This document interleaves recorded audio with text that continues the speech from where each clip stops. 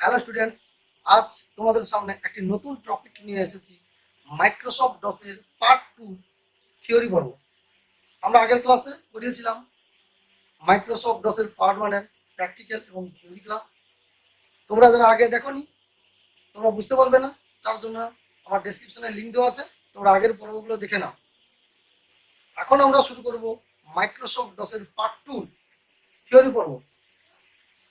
যদি তোমাদের ভালো লাগে তাহলে লাইক করো এবং বেশি বেশি করে বন্ধুদের মধ্যে শেয়ার করো। আর এইভাবে সবার আগে আমার এই ভিডিওগুলো পেতে আমার এই চ্যানেলটিকে সাবস্ক্রিপশন করে পাশে বেল আইকন অন করো এবং নোটিফিকেশন অল করে দাও, তাহলে সবার আগে তোমরা আমার এই ভিডিওগুলো পেয়ে যাবে। তাহলে শুরু করছি আমরা মাইক্রোসফট ডসের পার্ট 2 থিওরি পর্ব। তোমরা ভালোভাবে দেখো, যদি বুঝতে অসুবিধা হয় আমাকে কমেন্ট করবে। তাহলে দেখো, c:/hp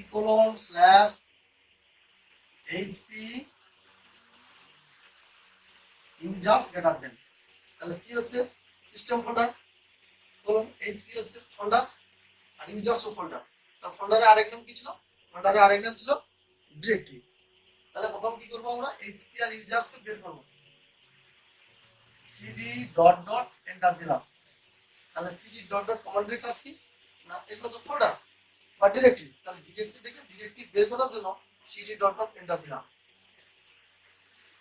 c:/hp, তাহলে দেখো এখানে দুটো ফোল্ডার বা ডিরেক্টরি ছিল, সিডি ডট ডট দেওয়া, তাহলে তাহলে কি হলো না, একটা ফোল্ডার বা ডিরেক্টরি বেরিয়ে গেল।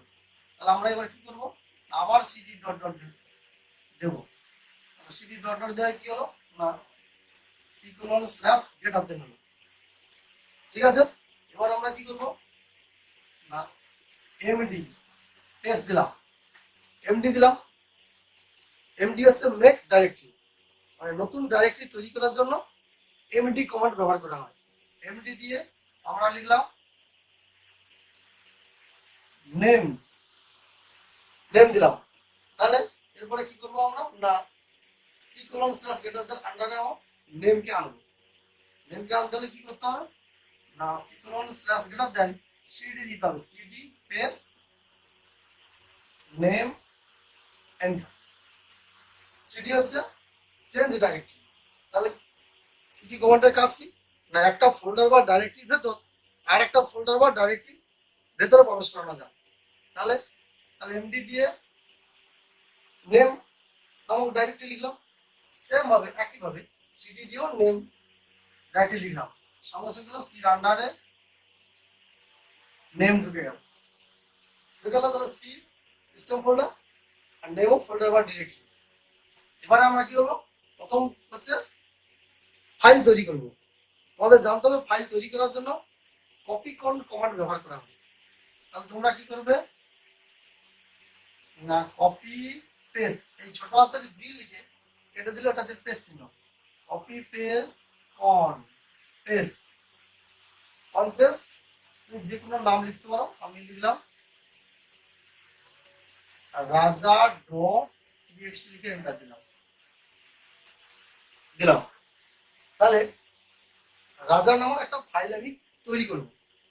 তাহলে কপি কমান্ডের কাজ হচ্ছে নতুন ফাইল তৈরি করার জন্য। তাহলে আমি যেহেতু ফাইল তৈরি করলাম, তাহলে ফাইলের আন্ডারে কিছু লিখবো। লিখলাম কি, রাজা is a good student. Good student লিখলাম। লেখার পর এই ফাইলকে আমরা সেভ করব। তোমরা আগেই বলেছিলাম সেভ করার জন্য F6 অথবা তুমি কি করতে পারো ctrl+z, যে কোনো একটা দেবে। দেওয়ার পর তুমি কি করবে, এন্টার দেবে। এন্টার দেওয়ার সঙ্গে সঙ্গে তুমি এইখানে মেসেজ দেখতে পাবে, 1 ফাইলস কপিড।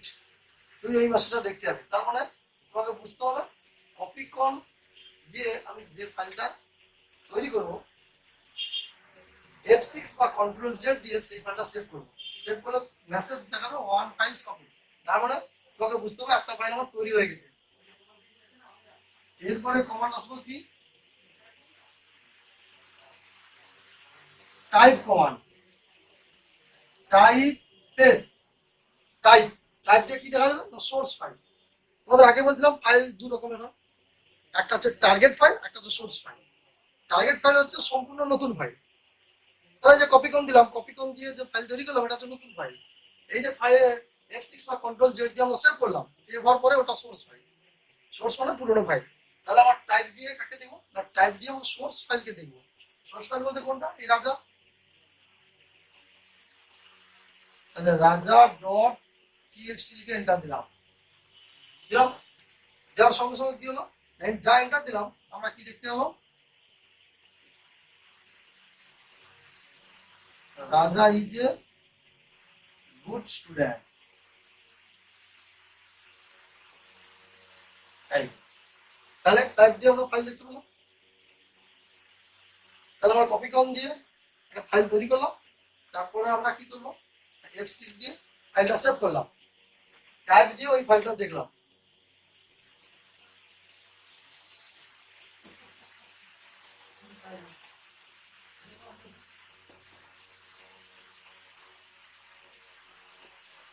এরপরে আমরা কপি কমান্ড, কপি কমান্ড তৈরি করবো। কপি কমান্ডের কাজ কি না, একটা ফাইল থাকবে আর একটা ডুপ্লিকেট ফাইল তৈরি হবে। কারণ কি, কারণ হচ্ছে তো তোমাদের বন্ধু বান্ধব ক্লাস করে, তুমি একটা ফাইল তৈরি করে রেখেছো, অন্য কেউ এসে তোমার ওই ফাইলটা ডিলিট করে দিতে পারে। তার জন্য কি করবো না, আমরা একটা ডুপ্লিকেট ফাইল তৈরি করে রাখবো। একটা ফাইল ডিলিট হলে কি হবে, আর একটা ফাইল আমার কাছে থাকবে, এই জন্য কপি কমান্ড। তাহলে কপি কাকে করবো না, আমরা আসল ফাইল একটা আছে আমার, ওখান থেকে একটা ডুপ্লিকেট ফাইল তৈরি করবো। তাহলে আসল ফাইল আমার কি ছিল না, রাজা ডট টিএক্সটি ছিল। তাহলে এখানে লিখব রাজা, রাজা ডট টিএক্সটি, টেক্সট দিয়ে আরেকটা আমি নতুন নাম লিখবো। নতুন নাম কি লিখবো, ধরো রানী ডট টিএক্সটি দিলাম, দিয়ে এন্টার দিলাম। দেওয়ার সঙ্গে সঙ্গে তুমি দেখতে পাবে কি 1 ফাইল কপি। তার আগে এই মেসেজটা কোথায় দেখতে পেয়েছিলে না, আগে তোমরা দেখতে পেয়েছিলে কি না, যখন কপি কর দিয়ে রাজা ডট টিএক্সটি দিয়েছিলে তার সম্বন্ধে কিছু লিখছিলে, লিখার পর F6 দেওয়ার সঙ্গে সঙ্গে 1 ফাইল কপি দেখতে পেয়েছিলে। আবারও সেম তোমরা এটা দেখতে পেয়েছো, কেন কপি একটা ফাইল ছিল আর একটা ফাইল তৈরি হলো। তাহলে আমাদের সামনে এখন দুটো ফাইল, একটা রাজা ডট টিএক্সটি আর একটা হচ্ছে রানী ডট টিএক্সটি। তুমি তাহলে কি করবে না, এখন কি করবে, টাইপ, টাইপেস রানী ডট টিএক্সটি দিয়ে এন্টার দাও। টাইপের কাজ কি, টাইপের কাজ সোর্স ফাইল দেখাবে, সোর্স ফাইলের ভেতর যা কিছু ডকুমেন্টস আছে সবকিছু তোমাকে দেখাবে। তাহলে আমার যে রাজা ফাইল তোমরা তৈরি করেছিলে ওর ডকুমেন্টস কি ছিল না, রাজা ইজ এ গুড স্টুডেন্টস কি ছিল তো। এরপরে কি করলে না, কপি যখন করলে রাজা ছিল আসল ফাইল, আর একটা তুমি ডুপ্লিকেট ফাইল তৈরি করলে রানী ডট টিএক্সটি। তাহলে রাজার ভেতর যা ডকুমেন্টস ছিল সেম জিনিস রানীর ভেতর সেই ডকুমেন্টস আছে। তাহলে দেখি রানীর ভেতর ওই ডকুমেন্টস আছে কিনা। তাহলে যখনই আমরা ফাইল দেখবো সঙ্গে সঙ্গে তোমাদের মাথায় চলে আসবে টাইপ কমান্ড দিতে হবে। সঙ্গে সঙ্গে আমরা কি টাইপ দিলাম, টাইপ লিখে পেস্ট লিখে রানিং ডট টিএক্সটি দিলাম। তার সঙ্গে সঙ্গে কি দেখাবে না, রাজা ইজ এ গুড স্টুডেন্ট, রাজা ইজ এ গুড স্টুডেন্ট। তাহলে এই লেখাটা যদি তোমার সামনে এসে থাকে তাহলে তুমি বুঝতে পারবে যে আমার দুটো ফাইল সেম আছে, শুধুমাত্র নামের পরিবর্তন আছে, নাহলে ওর ভেতর ডকুমেন্ট সব একই আছে। তাহলে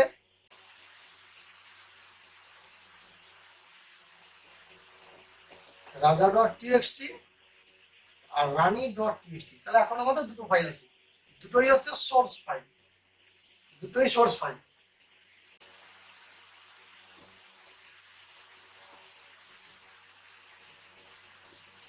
এরপরের কমান্ড হবে রেন কমান্ড। রেন মানে পরিবর্তন করা, মানে একটা ফাইলের মধ্যে যা কিছু ডকুমেন্ট ছিল আর একটা ফাইলে পরিবর্তন হয়ে যাবে। মানে ধরো রাজার ফাইলে কি ডকুমেন্ট ছিল, রাজার ফাইলে ডকুমেন্ট ছিল রাজা ইজ এ গুড স্টুডেন্টস। আমি একটা অন্য কোনো নাম দিয়ে ওকে সেভ করলাম, দিয়ে তার আগে রেন কমান্ডটা বসালাম, সঙ্গে সঙ্গে কি হবে না, রাজা ইজ এ গুড স্টুডেন্ট, ওই যে ডকুমেন্টসটা, ওই ডকুমেন্টসটা আরেকটা নতুন ফাইলে ট্রান্সফার হয়ে যাবে। ওইটা হচ্ছে রেন কমান্ডের কাজ। তাহলে রেন কমান্ড, রেন পেজ যে কোনো একটা সোর্স ফাইল নাও, আমি নিলাম রাজা, রাজা ডট টিএক্সটি নিলাম, দিয়ে একটা নতুন ফাইল একটা তৈরি করবো, ওইটার নাম দিলাম হোয়াটসঅ্যাপ ডট টিএক্সটি দিলাম, এন্টার দেওয়া, কোনো তোমাকে মেসেজ দেখাচ্ছে না। আগে চিন্তা করো, আগে যে কপি করছিলে, কপি পেজ রাজা ডট টিএক্সটি পেজ রানী ডট টিএক্সটি, এন্টার দেওয়ার সঙ্গে সঙ্গে তোমার সামনে কিন্তু একটা মেসেজ ছিল, কি না, ওয়ান ফাইল কপি ছিল। তুমি কিন্তু বুঝতে পারছিলে যে আমার একটা ফাইল ছিল আর একটা ফাইল নতুন ভাবে তৈরি হলো, তার জন্য ওয়ান ফাইল কপি দেখাতো। কিন্তু রেন যখনই করছো, রেন দিয়ে সেই রাজা ডট টিএক্সটি দিচ্ছে, কিন্তু এখানে একটা রানীর জায়গায় বাদশা ডট টিএক্সটি দিয়েছো, কি দিয়েছো তো, যা এন্টার দিয়েছো কোনো মেসেজ দেখাচ্ছে না। তুমি বুঝতে পারছো না যে রাজার ভিতরে ডান ডকুমেন্টস ছিল বাদশা ডট টিএক্সটি তে কনভার্ট হয়েছে কিনা, তুমি বুঝতে পারছো না। তাহলে বোঝার জন্য কি হবে, ফাইলটাকে দেখতে হবে। ফাইল যখন দেখতে হবে তখন কি কমান্ড দিতে হবে না, আমাদের টাইপ কমান্ড দিতে হবে। টাইপ কমান্ড, টাইপ দিয়ে দাও,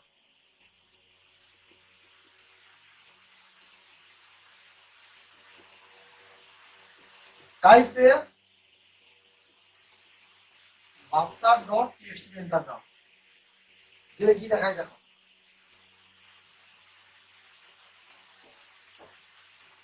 তাহলে রাজা ইজ এ গুড স্টুডেন্ট। তাহলে তোমরা বুঝতে পারলে যে রেন কমান্ডের কাজ কি না, আমার যে সোর্স ফাইল ছিল সেই সোর্স ফাইল থেকে যে নতুন করে যে টার্গেট ফাইল দেওয়া হলো, এই সোর্স ফাইলে যা কিছু ডকুমেন্ট ছিল টার্গেট ফাইলে তা কনভার্ট হলো। তখন সোর্স ফাইল মধ্যে কি কি ছিল না, রাজা ডট টিএক্সটি ছিল আর রানী ডট টিএক্সটি ছিল। এবার নতুন একটা কি দিলাম না, বাদশা ডট টিএক্সটি দিলাম। এই দুটো সোর্স ফাইলের মধ্যে যে কোনো একটা নিলাম আমরা, রাজা ডট টিএক্সটি নিলাম, নেওয়ার পরে নতুন নাম দিলাম ফাইলের, বাদশা ডট টিএক্সটি দিলাম, দিয়ে আমার রেনের কাজ কি, রেনের কাজে কনভার্ট করা না, সোর্স ফাইল থেকে টার্গেট ফাইলে কনভার্ট করা। তাহলে যখন আমি টাইপ পেজ বাদশা ডট টিএক্সটি দিলাম, সঙ্গে সঙ্গে তোমাকে দেখালো রাজা ইজ এ গুড স্টুডেন্ট। তাহলে এইভাবে এখানে কি লেখা ছিল আগে, রাজা ডট টিএক্সটি রানী ডট টিএক্সটি, আর নিচে চলে এলো বাদশা ডট টিএক্সটি।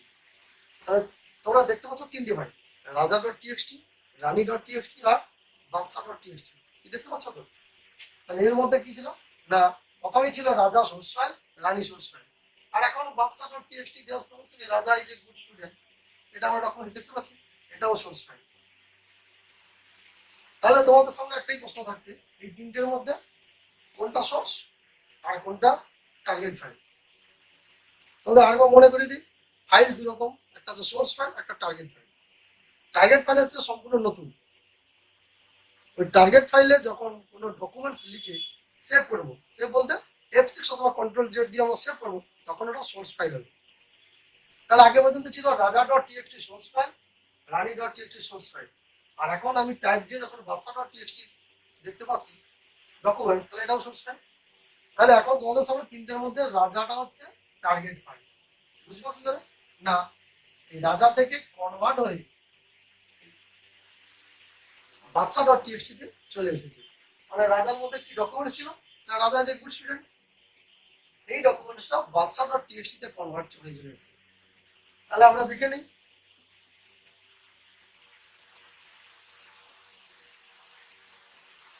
টাইপ এস রাজা,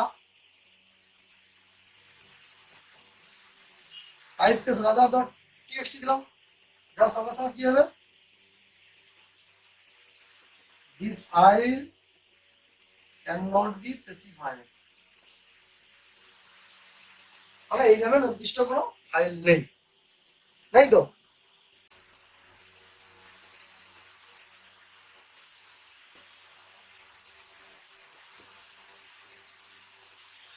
এবার আমরা ডিআইআর কমান্ড একটা দিলাম, তোমাকে জানতে হবে ডিআইআর কমান্ডের কাজ কি। ডিআইআর কমান্ডের কাজ হচ্ছে সমস্ত ফাইল এবং সমস্ত ফোল্ডার অথবা ডিরেক্টরি দেখাবে। আর তুমি যখনই ডিআইআর দিচ্ছ, তুমি তিনটে ফাইল তৈরি করেছিলে, রাজা ডট টিএক্সটি, রানী ডট টিএক্সটি আর বাদশা ডট টিএক্সটি দিয়েছিলে, যখন তুমি dir মারলে সঙ্গে সঙ্গে কি দেখাবে তোমাকে না রানী ডট টিএক্সটি বাদশা ডট টিএক্সটি। রাজা কিন্তু নেই, কেন না রাজার মধ্যে যা ডকুমেন্ট ছিল তা বাদশার মধ্যে কনভার্ট হয়ে গেছে। এই জন্য এখানে কি দেখাচ্ছে রানী ডট টিএক্সটি আর বাদশা ডট টিএক্সটি। তাহলে এদের আমি ডিলিট করবো।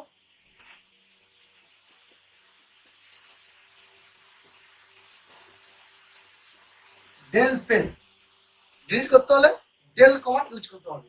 ডেল ডেল পেস কি করবো না রানী ডট টিএক্সটি লিখে এন্টার দিলাম, দিলে কোনো মেসেজ নেই, শুধুমাত্র কপিতে কপি যখন কমান্ড ব্যবহার করছিলাম তখন মেসেজ ছিল ওয়ান ফাইল কপি, রেনেও মেসেজ নেই, তার জন্য আমরা টাইপ দিয়ে দেখছিলাম। যখন ডিলিট করলাম ডেল ব্যবহার করলাম সেখানেও মেসেজ নেই, তার মানে আমাকে দেখতে হবে ফাইল। তুমি কি করবে দেখার জন্য টাইপ কমান্ড দেবে, টাইপ পেস রানী ডট টিএক্সটি দেবে, যার সঙ্গে সঙ্গে তোমাকে মেসেজ দেখাবে the file can not be specified. তাহলে এই নামে কোনো ফাইল নেই।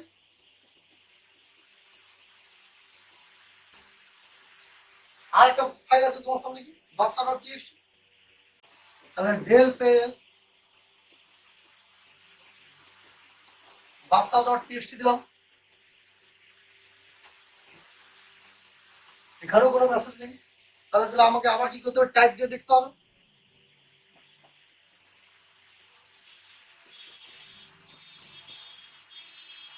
টাইপ পেজ বাদশা ডট টিএক্সটি দিলাম, যার সঙ্গে সঙ্গে সেই একই message the file can not be specified. Specified তুমি সবগুলো ফাইল ডিলিট হয়েছে কিনা আমাকে দেখতে হবে। dir দিয়ে দাও, dir দিয়ে এন্টার দিয়ে দাও। তাহলে dir এর কাজ কি বলছিলাম, dir সমস্ত ফাইল এবং ডাইরেক্টরিগুলো তোমাকে দেখাবে। যখন dir দিচ্ছ তখন এখানে তোমাকে মেসেজ শো করছে 0 বাইটস, তার মানে তোমার সামনে আর কোনো ফাইল নেই। এবার তোমরা কি করবে নেম যে ফোল্ডারটা আমরা তৈরি করছিলাম নেম ফোল্ডারকে আমরা বের করব, সিডি ডট ডট এন্টার দিয়ে দাও। তাহলে আমরা আগে বুঝলাম সিডি ডট ডট এর কাজ কি ছিল, ফোল্ডার থেকে ফোল্ডারকে বের করার জন্য। আর সিডি ডট ডট দেওয়া হয় নেম নামক ফোল্ডারটা বেরিয়ে গেল, সিএলএস দিলাম। সিএলএস এর কাজ কি না সিএলএস এর কাজ হচ্ছে পুরো স্ক্রিন ক্লিয়ার হবে।